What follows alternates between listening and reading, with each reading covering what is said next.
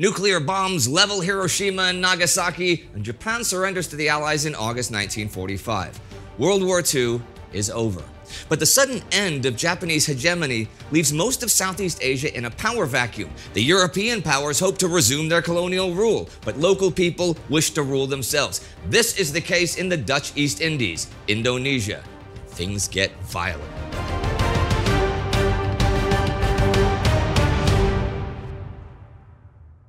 Welcome to the Indonesian War of Independence, a TimeGhost miniseries that follows that struggle year by year from 1945 to 1949. I'm Indy Neidell.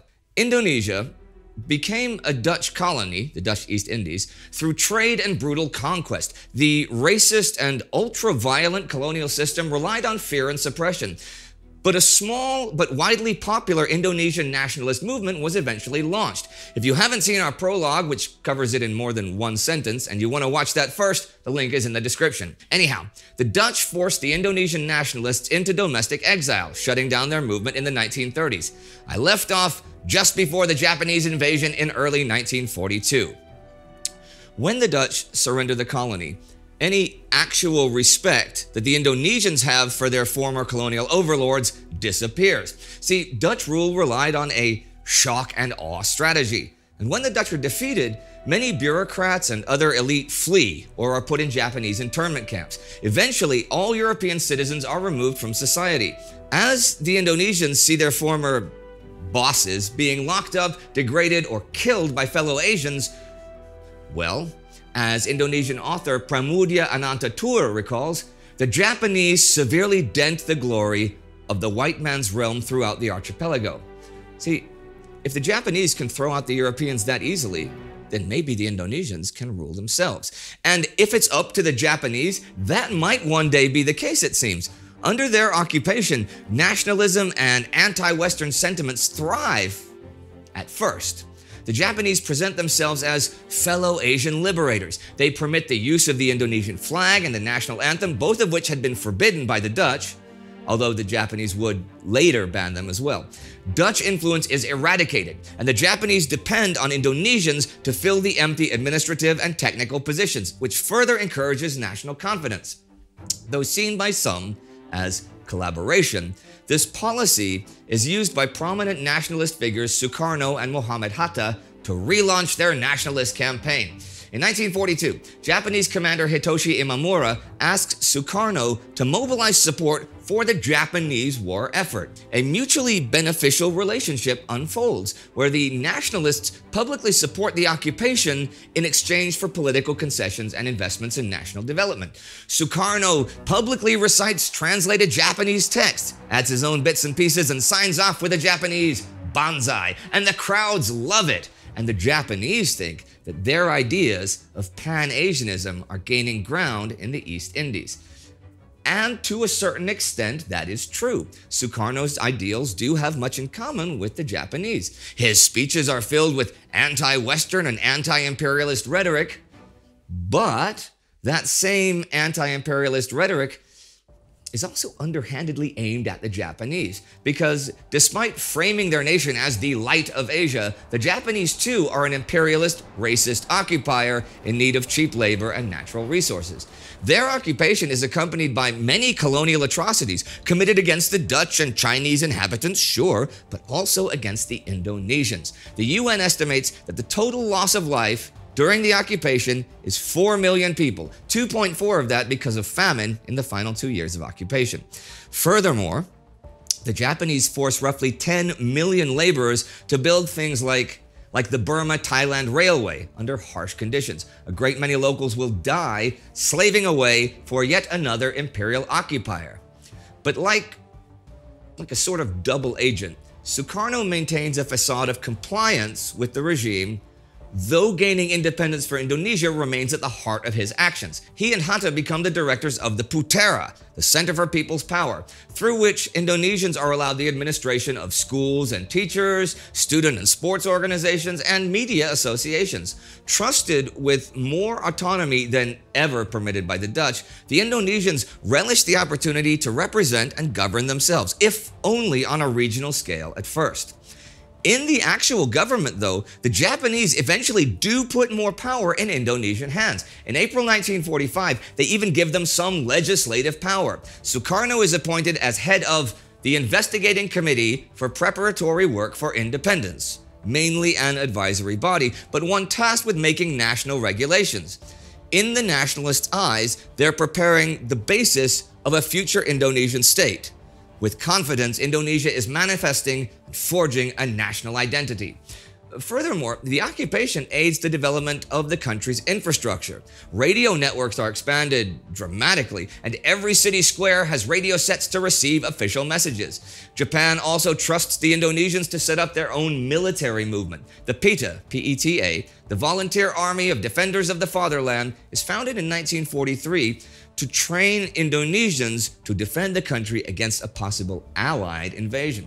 Troops are drilled with a strict regimen, precise military skill, and anti-Western sentiments. Sukarno persuades the Japanese to let them build this army based on a national spirit, troops of which he argues would be the most motivated and effective in resisting foreign invasion. The Putera and the PETA invigorate political and national consciousness among the civilian population. And loyalty to these organizations is fueled by a sense of nationalism and not any enthusiasm for a pan-Asian or Japanese cause.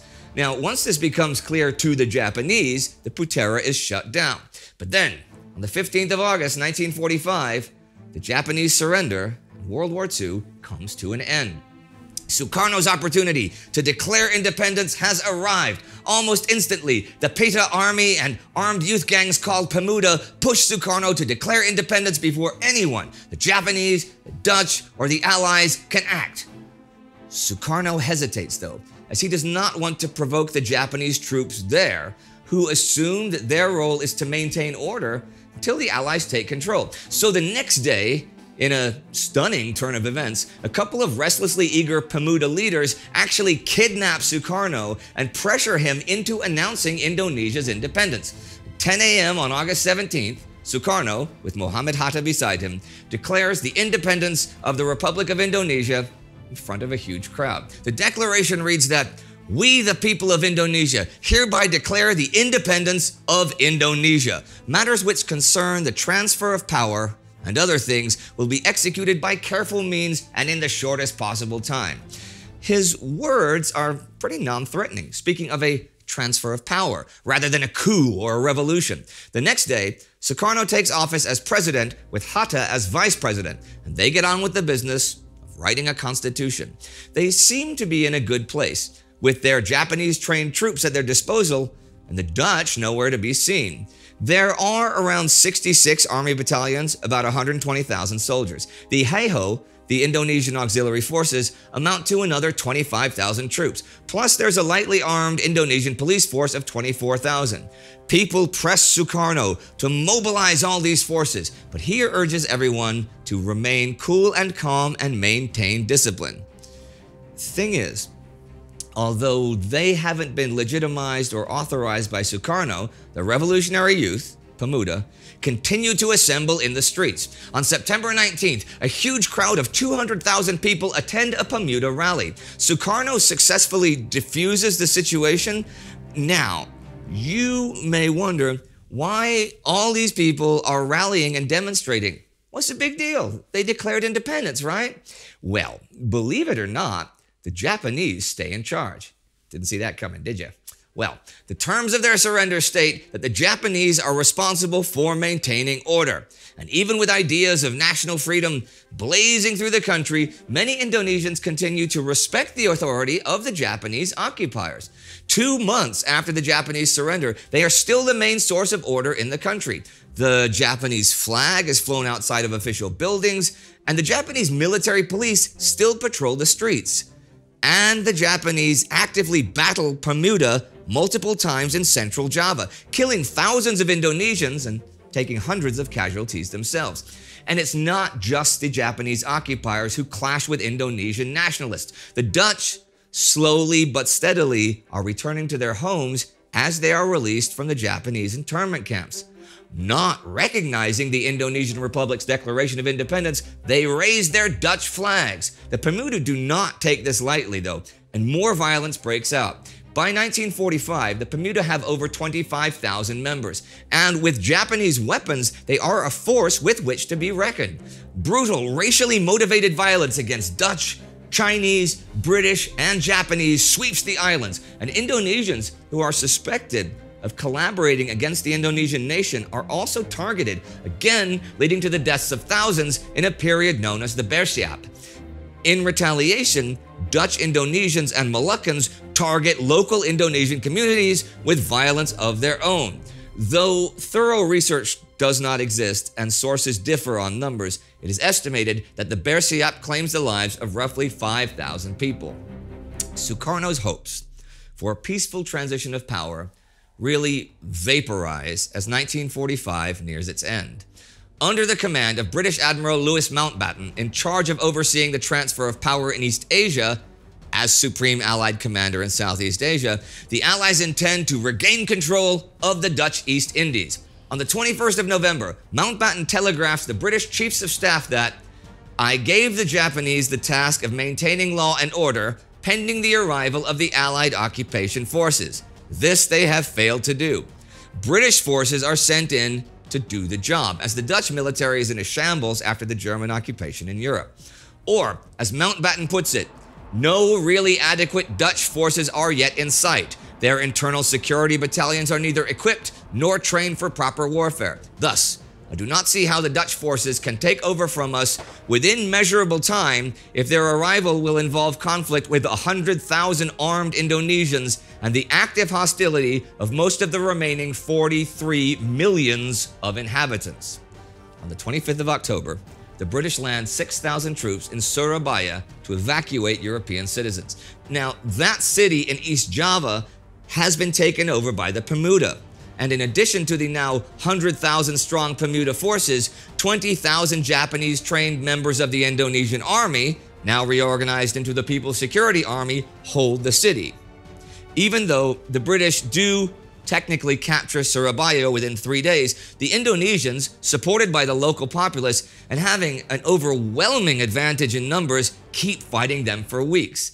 In a bizarre twist, some Japanese units now even fight alongside the British against the Indonesian nationalists, while others support the Indonesians. In more dramatic events on October 30th, British Brigadier Malaby travels through the city under a white flag to propose a ceasefire. The accounts on what exactly happens are unclear, but Malaby is caught in a shootout and killed. The British are furious, and the Battle of Surabaya picks up speed.